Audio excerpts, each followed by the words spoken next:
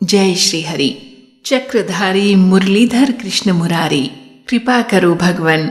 जय श्री राधा रानी।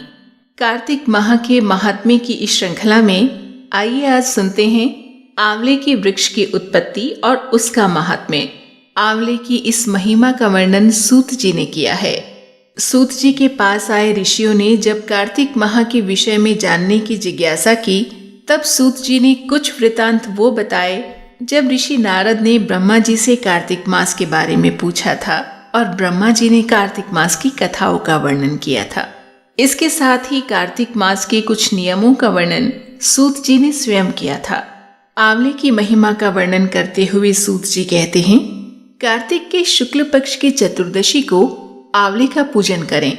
आंवले का महान वृक्ष सब पापों का नाश करने वाला है। इस चतुर्दशी का नाम बैकुंठ चतुर्दशी है। उस दिन आंवले की छाया में जाकर श्री राधा सहित देवेश्वर श्री हरि का पूजन करें। तदंतर आंवले की 108 प्रदक्षिणा करें। फिर साष्टांग प्रणाम करके परमेश्वर श्याम सुंदर श्री कृष्ण की प्रार्थना करें। आंवले की छाया में बैठकर इस कथा को सुनें। फिर ब्राह्मणों को भोजन करावें और यथाशक्ति दक्षिणा दें। ब्राह्मणों के संतुष्ट होने पर मोक्षदायक श्री हरि भी प्रसन्न होते हैं। आंवले की उत्पत्ति की कथा का वर्णन करते हुए सूत जी कहते हैं, पूर्व काल में जब सारा जगत एकार्णव के जल में निमग्न हो गया था, समस्त चराचर प्राणी नष्ट हो गए थे। उस समय सनातन परमात्मा ब्रह्मा जी अविनाशी पर ब्रह्म का जप करने लगे। ब्रह्म का जप करते करते भगवत दर्शन के अनुरागवश उनके नेत्रों से जल निकल आया। प्रेम के आंसुओं से परिपूर्ण वह जल की बूंद पृथ्वी पर गिर पड़ी। उसी से आंवले का महान वृक्ष उत्पन्न हुआ, जिसमें बहुत सी शाखाएं और उपशाखाएं निकली थी। वह फलों के भार से लदा हुआ था। सब वृक्षों में सबसे पहले आंवला ही प्रकट हुआ था, इसीलिए इसे आदिरोह कहा गया। ब्रह्मा जी ने पहले आंवले को उत्पन्न किया, उसके बाद समस्त प्रजा की सृष्टि की। जब देवता आदि की भी सृष्टि हो गई, तब वे उस स्थान पर आए जहां भगवान विष्णु को प्रिय लगने वाला आंवले का वृक्ष था। उसे देखकर देवताओं को बड़ा आश्चर्य हुआ। उसी समय आकाशवाणी हुई, ये आंवले का वृक्ष सब वृक्षों में श्रेष्ठ है, क्योंकि ये भगवान विष्णु को प्रिय है। इसके स्मरण मात्र से मनुष्य गोदान का फल प्राप्त करता है। इसके दर्शन से दुगुना और फल खाने से तिगुना पुण्य मिलता है। इसीलिए सर्वथा प्रयत्न करके आंवले के वृक्ष का सेवन करना चाहिए। वृक्ष का सेवन करने से यहाँ तात्पर्य है आंवले के वृक्ष की छाया में बैठना, आंवले की छाया में बैठकर भगवत भजन करना, आंवले की छाया में बैठकर भोजन करना और आंवले का फल ग्रहण करना, क्योंकि ये भगवान विष्णु को परम प्रिय एवं सब पापों का नाश करने वाला है। अतः समस्त कामनाओं की सिद्धि के लिए आंवले के वृक्ष का पूजन करना उचित है। जो मनुष्य कार्तिक में आंवले के वन में भगवान श्री हरि की पूजा तथा आंवले की छाया में भोजन करता है, उसका पाप नष्ट हो जाता है। आंवले की छाया में वह जो भी पुण्य करता है, वह कोटि गुना हो जाता है। प्राचीन काल की बात है। कावेरी के उत्तर तट पर देव शर्मा नाम से विख्यात एक श्रेष्ठ ब्राह्मण थे, जो वेद वेदांगों के पारंगत विद्वान थे। उनके एक पुत्र हुआ जो बड़ा दुराचारी निकला। एक बार पिता ने उसे हित की बात बताते हुए कहा, बेटा, इस समय कार्तिक का महीना है, जो भगवान विष्णु को बहुत ही प्रिय है। तुम इसमें स्नान, दान, व्रत और नियमों का पालन करो। तुलसी के फूल सहित भगवान विष्णु की पूजा करो। भगवान के लिए दीपदान, नमस्कार और प्रदक्षिणा करो। पिता की ये बात सुनकर वह दुष्टात्मा पुत्र क्रोध से जल उठा। उसके होंठ फड़कने लगे और उसने पिता की निंदा करते हुए कहा, तात, मैं कार्तिक में पुण्य संग्रह नहीं करूंगा। पुत्र का ये उद्दंडता पूर्वक वचन सुनकर ब्राह्मण देव शर्मा ने क्रोध पूर्वक कहा, ओ दुर्बुद्धि, तू वृक्ष के खोखले में चूहा हो जा। इस शाप के भय से डरे हुए पुत्र ने पिता को नमस्कार करके पूछा, पिताजी, इस घृणित योनि से मेरी मुक्ति कैसे होगी, ये बताइए। इस प्रकार पुत्र के द्वारा प्रश्न किए जाने पर ब्राह्मण ने शाप से निवृत्ति का उपाय बताया। ब्राह्मण ने कहा कि जब तुम भगवान को प्रिय लगने वाले कार्तिक व्रत का पवित्र महात्म्य सुनोगे और उसे पूरी श्रद्धा से आत्मसात करोगे, तब तुम्हारी मुक्ति हो जाएगी। पिता के ऐसा कहने पर वह उसी क्षण चूहा हो गया और कई वर्षों तक सघन वन में निवास करता रहा।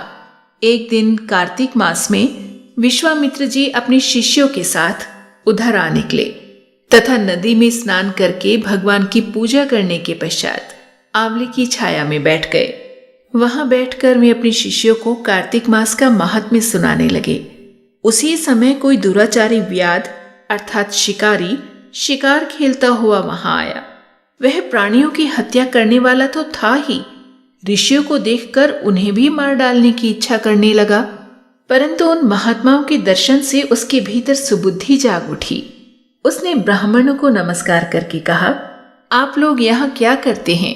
उसके ऐसा पूछने पर विश्वामित्र बोले, कार्तिक मास सब महीनों में श्रेष्ठ बताया जाता है।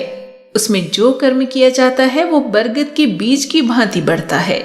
जो कार्तिक मास में स्नान, दान और पूजन करके ब्राह्मण भोजन कराता है, उसका वह पुण्य अक्षय फल देने वाला है। व्याध की प्रेरणा से विश्वामित्र जी के कहे हुए इस धर्म को सुनकर वह शाप भ्रष्ट ब्राह्मण कुमार चूहे का शरीर छोड़कर तत्काल दिव्य देह से युक्त हो गया और विश्वामित्र को प्रणाम करके अपना वृतांत निवेदन कर ऋषि की आज्ञा ले विमान पर बैठकर स्वर्ग को चला गया। इससे विश्वामित्र और व्याध दोनों को बड़ा विस्मय हुआ। इसके बाद व्याध भी कार्तिक व्रत का पालन करके भगवान विष्णु के धाम चला गया। इसीलिए कार्तिक में सब प्रकार से प्रयत्न करके आंवले की छाया में बैठकर भगवान श्री कृष्ण के सम्मुख कथा का श्रवण करें। जो मनुष्य कार्तिक मास में आंवले और तुलसी की माला धारण करता है, उसे अनंत पुण्य की प्राप्ति होती है। जो मनुष्य आंवले की छाया में बैठकर दीपमाला समर्पित करता है, उसको अनंत पुण्य प्राप्त होता है। विशेषतः तुलसी वृक्ष के नीचे श्री राधा और श्याम सुंदर भगवान श्री कृष्ण की पूजा करनी चाहिए। तुलसी के अभाव में ये पूजा आंवले के नीचे करनी चाहिए। जो आंवले की छाया के नीचे कार्तिक में ब्राह्मण दंपत्ति को एक बार भी भोजन देकर स्वयं भी भोजन करता है, वह अन्न दोष से मुक्त हो जाता है। लक्ष्मी प्राप्ति की इच्छा रखने वाला मनुष्य सदा आंवलों से स्नान करे। विशेषतः एकादशी तिथि को आंवले से स्नान करने पर भगवान विष्णु संतुष्ट होते हैं। इसके साथ ही कुछ ऐसी तिथियां भी बताई गई है जब आंवले से स्नान नहीं करना चाहिए। ये तिथियां हैं सप्तमी, नवमी, संक्रांति, अमावस्या, रविवार, चंद्र ग्रहण और सूर्य ग्रहण। इस दिन आंवले से स्नान नहीं करना चाहिए। जो मनुष्य आंवले की छाया में बैठकर पिंडदान करता है, उसके पितर भगवान विष्णु के प्रसाद से मोक्ष को प्राप्त होते हैं। तीर्थ या घर में जहां जहां मनुष्य आंवले से स्नान करता है, वहां वहां भगवान विष्णु स्थित होते हैं। जिसके शरीर की हड्डियां आंवले के स्नान से धोई जाए, वह फिर गर्भ में वास नहीं करता। जिनके सिर के बाल आंवला मिश्रित जल से रंगे जाते हैं, वे मनुष्य कलयुग के दोषों का नाश करके भगवान विष्णु को प्राप्त करते हैं। जिस घर में सदा आंवला रखा रहता है, वहां भूत, प्रेत, कूष्मांड और राक्षस नहीं आते। जो कार्तिक में आंवले की छाया में बैठकर भोजन करता है, उसके 1 वर्ष तक अन्न संसर्ग से उत्पन्न हुए पाप नष्ट हो जाते हैं। तो ये थी आंवले के वृक्ष की उत्पत्ति और उसके प्रयोग की कथा। यहाँ फिर से वही बात कि कथाओं को मात्र सुन लेने भर से हमारे जीवन का उद्धार नहीं होगा। इन सभी बातों को अपने जीवन में उतार लेने के लिए भी शास्त्रों में कहा गया है। तभी हम श्री हरि का सामीप्य महसूस कर सकेंगे। इसी के साथ जय श्री हरि, जय मां तुलसी, जय श्री राधे रानी।